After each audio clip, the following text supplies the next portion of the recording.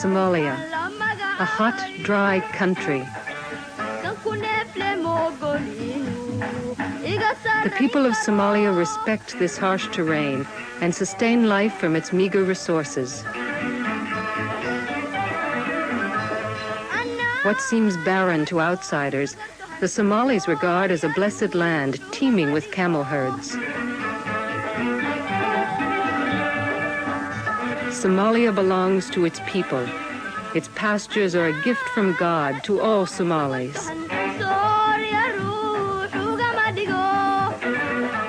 Somalia straddles the Red Sea and Indian Ocean in the northeast corner of Africa. This is the Horn of Africa, the biblical land of frankincense and myrrh at the crossroads of Africa and the Middle East. There are 4 million Somalis and 6 million camels in Somalia. Over half of these people are nomads, the rest farmers and city dwellers.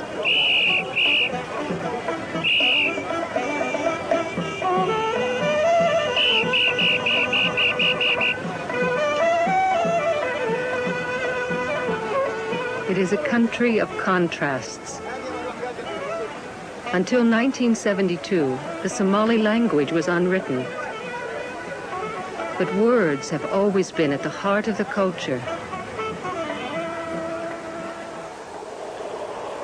In a land where breath comes hard and no fresh breezes blow, when daylight comes and the dust rises, the distant roar belongs to the hungry lion, and the battle belongs to the valiant. But the scorching flame of heat, it belongs to the parching wind. Somalia is a nation of poets. They use the rhythms of nature and the colors of the land to relate the history of a country often racked by outside forces. In the late 19th century, when European powers partitioned most of Africa, they recognized the Horn of Africa for its strategic importance. So these outsiders staked claims to it, leaving these monuments as stone symbols of a colonial past.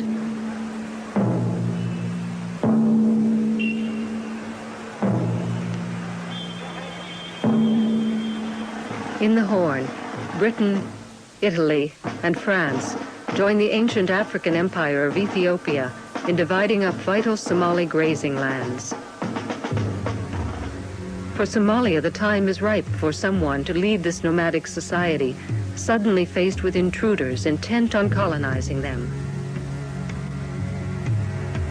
Somalis are a religious people. As Muslims who believe themselves descendants of the Prophet Muhammad, it is fitting that the leader who steps forward is a Muslim teacher named Muhammad Abdullah Hassan. In 1895, Muhammad Abdullah Hassan returns to Somalia from the holy city of Mecca, bringing with him a clear vision of the power of simple faith. He is considered a Sayyid, or Holy One. On arrival, he resists an English officer who has demanded an entry tax. In a struggle, the Englishman falls off the pier. The belligerent Somali is not arrested, but is simply dismissed as being mad. The Sayyid starts denouncing his countrymen who cooperate with such colonial authorities, urging all Somalis to work together as Muslims. If the land is your land, why aren't you its government? If Islam is your religion, why do you submit to infidel overlords? His message inspires many to join him. They become the dervishes, a movement of devout Muslims dedicating their lives to the service of God and community. Their units repel Ethiopian soldiers who have plundered Somali villages. In 1899, the British receive a defiant letter from the Sayyid, challenging their very presence. Now choose for yourselves. If you want war, we accept it. But if you want peace, you must pay us a protective tax. Relations deteriorate. Britain proclaims the Sayyid to be a rebel of the empire. To the imperialist mind, his rejection of colonialism confirms his madness. Sayyid Mohammed is henceforth branded the Mad Mullah. The colonialist armies join together to break his resistance.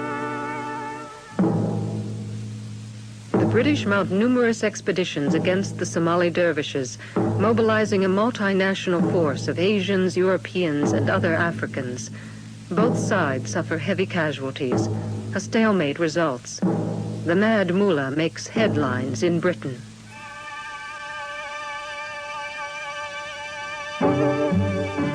The Said addresses an open letter to the English people. I wish to rule my own country and protect my own religion. We have both suffered in battle. I have no forts, no houses, no cultivated fields, no silver or gold for you to take. All you can get from me is war, nothing else. If you wish peace, go away from my country to your own. Said Mohammed's dervish army continues to grow and soon numbers 10,000 men and women, all trained to ride and to shoot. The war-weary Italians and British negotiate a ceasefire with the Said, allowing his dervishes a territory in the interior. They regroup and create councils to advise their guerrilla army and its civilian supporters. In 1910, Britain reluctantly withdraws her forces to the northern coast. Before leaving, arms are distributed to so-called friendly clans, thereby reigniting old rivalries. The British quickly realize their withdrawal was a mistake. They create a Camel Corps to patrol coastal areas.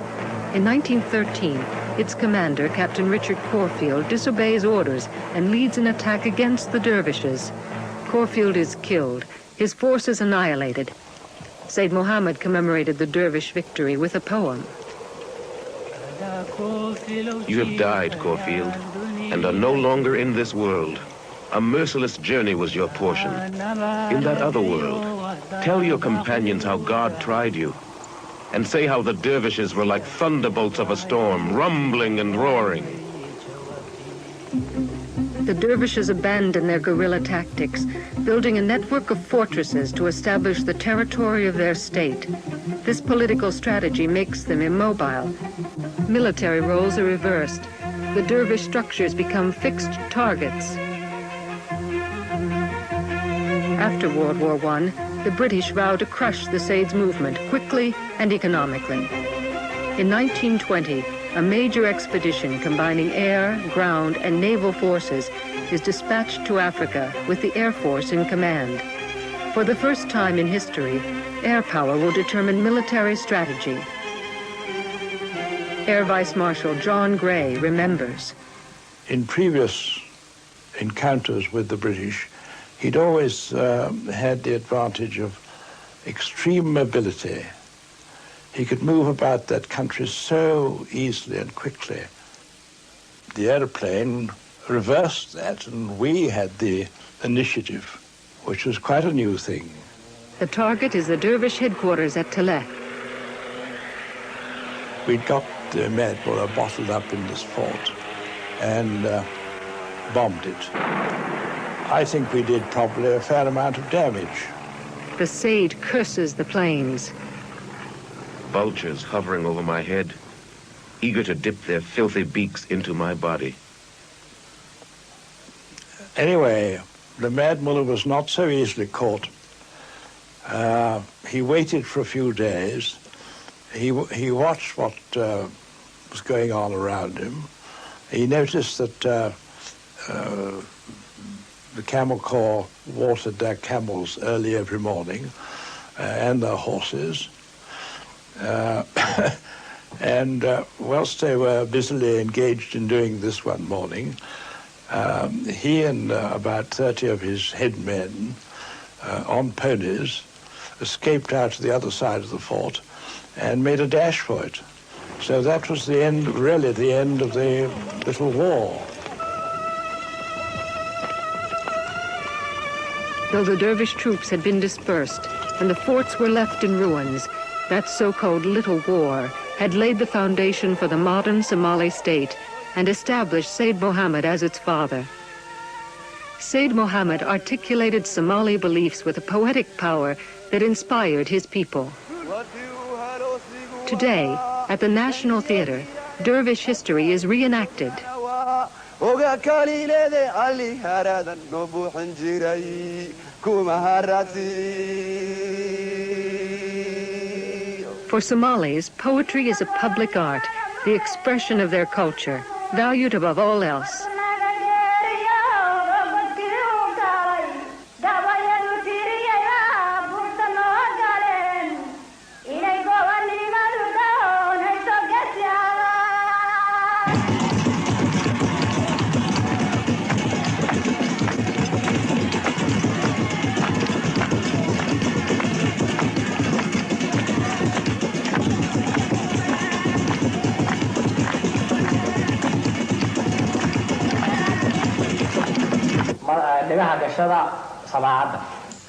At the National Academy, scholars transcribe poetry, stories, and proverbs composed years ago.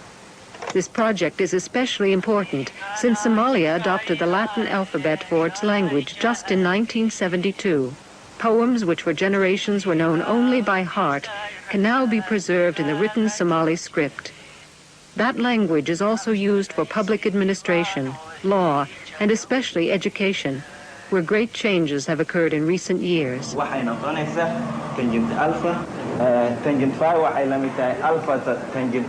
Despite some opposition within this patriarchal society, many girls now seek formal education. But they still encounter difficulties. Tahabo Farah is a dean at the Somali National University.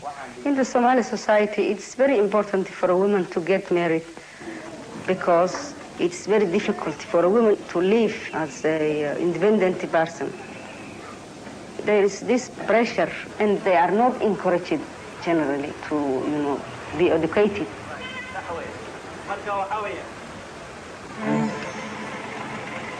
Adequate medical care is a problem for all Somalis, men and women alike. This is Banaadir Hospital, Somalia's maternity and pediatric center. The government of Somalia has stated its strong commitment to eliminating human affliction. However, in a country with a difficult environment, inadequate nutrition, and insufficient health care, disease is widespread. Dr. Mohammed Wassame is the director of the Banaadir Hospital. And the problem for women, like other countries, is women in pregnancy, mostly they are suffering anemia, malnutrition, high blood pressures, and eclampsia. This is a common problem which we have. The infant mortality rate is high.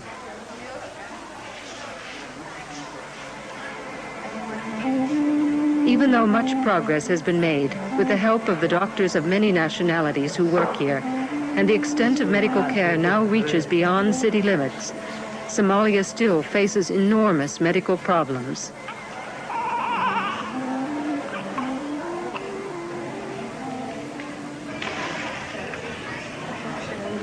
There is an additional dimension to Somalia's medical burden due to an age-old custom which affects all Somali women. It is a radical form of female circumcision called infibulation. For centuries, it was accepted as a female initiation rite, performed to assure virginity and fidelity. But it is now recognized how this practice has been used to subjugate women and maintain their subservient role in society. It is now challenged by socially conscious Somali women unwilling to accept submissive roles. Somali men also support this effort. As a father, Abdul Qadir Noor is committed to eliminating this controversial practice. My wife is insisting very much that I must circumcise all my children, and that I will not accept. This is very much the biggest problem I'm facing from my family, and especially from my wife and my sisters, and I think this is going to be a war that's going to continue for a very long time, but I'm sure I'll win it. Rakia Haji Duale heads the Somali Women's Organization and has written an important study on infibulation.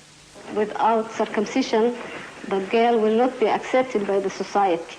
And mothers and grandmothers, out of firm belief on the physical and moral benefits of the operation, they do it on their girls because it's the only thing which can guarantee the girls' economic and social and marriage security. hase yeeshee culummadii iyo qorayaasha intooda badani waxay isku raaceen inuu ka bilowday mastartii hore ee faraciinadii. The Somali Women's Organization has begun an education campaign to persuade women to abandon this harmful custom. We don't like foreigners to criticize or to interfere this female circumcision issue because it's a Somali problem, and we as Somalis, we are aware and we know this is a serious problem in our country, and we have the ability and we are ready to do something about it. Somalis have a strong sense of themselves as a people. Unlike most African countries, Somalia is a homogeneous nation whose people speak the same language, share the same culture, and practice the same religion, Islam.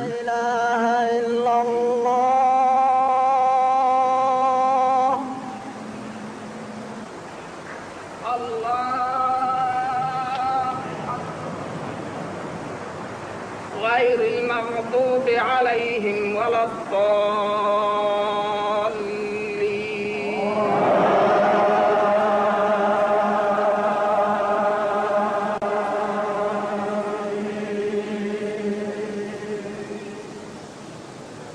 حليمة كنت في السوق الساعة 1 ظهرا. As Muslims, Somalis say their prayers in Arabic and have used it for centuries when trading with the Middle East. Given their country's membership in the Arab League, Somalis are today also encouraged to learn modern written Arabic.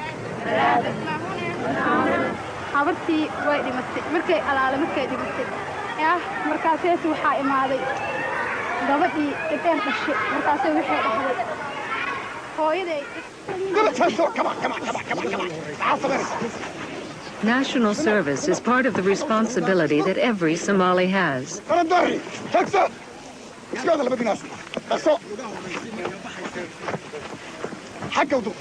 Said Mohammed sought to modify the traditional role of women by recruiting them for his dervish army. Young women train as part of their national service, carrying on a dervish tradition. Somalia now seems more willing than most Islamic countries to improve the condition of its women.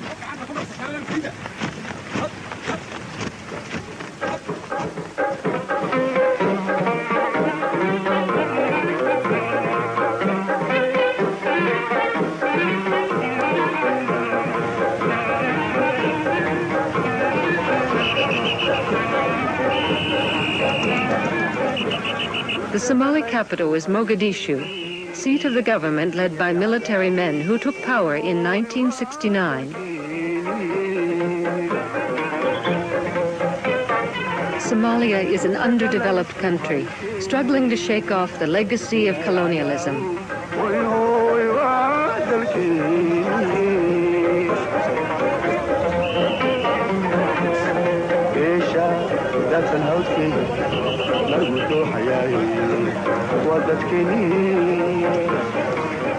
As a country in transition, much about it remains perennial. The fragrant incense sought by Cleopatra is still traded in the markets.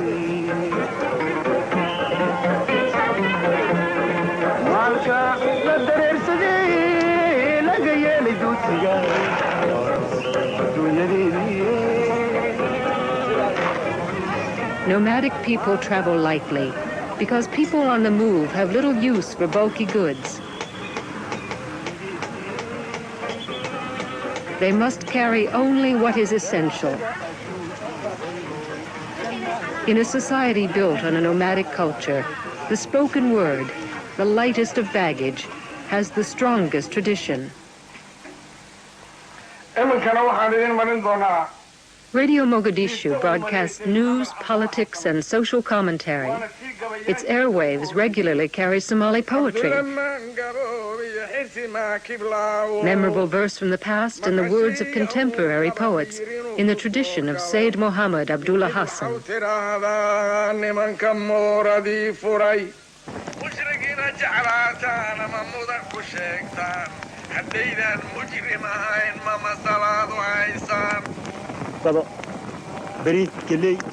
All oral traditions, but especially poetry, are of paramount importance to Somalis. Successful public speaking determines a Somali's ability to explain community issues, to debate politics, to settle disputes, and to mold opinions.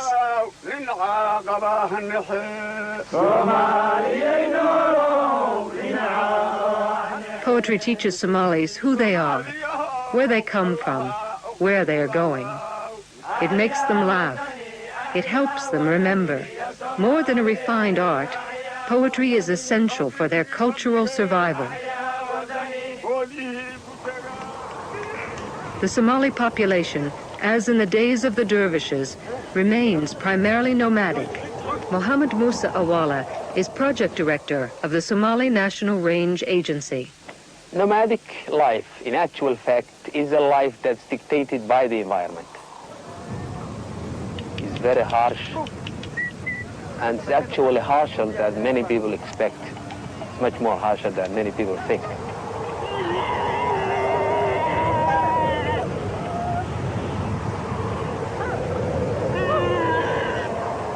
Hot wind and heat will lick you like a flame. Charred plants, stumps of burned trees, and columns of dust will greet you. But God, who fills our water ponds, will not make you thirst.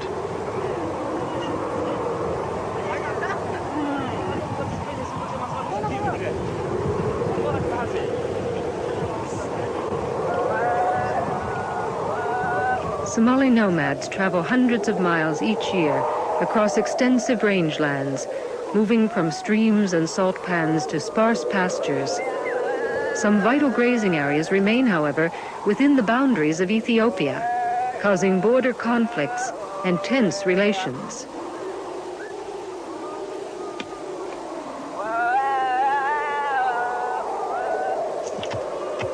In the nomadic camp, men and women must cooperate to survive, but a traditional division of labor persists. Women tend to most household needs. Men herd the camels, which are owned communally.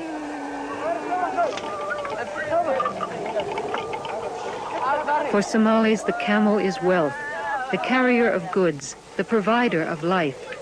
They drink its milk, eat its meat, use its leather, and sell off surplus animals. Nomads show boundless affection for these generous animals. They chant to encourage their camels to drink at the water hole.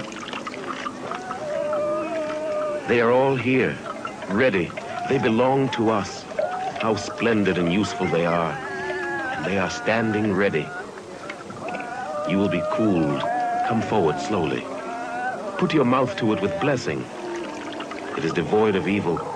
Your shriveled bones are now moist and full again. But the wells are just a stop, for nomads must move on in search of vegetation to sustain the herds. Loss of access to even the smallest pastures can be fatal. National boundaries imposed by outsiders are meaningless to a nomadic people. In this society, the camel is the mainstay, linking Somalis of the interior with countrymen in the cities. Livestock is Somalia's main export, supplying principally Arab countries with goats, sheep, cattle, and camels. Here in the goat market, lively trading is the order of the day. Goat's meat and mutton are staples. Somalis, as entrepreneurs, are skillful and judicious in the marketplace. Daily life goes on.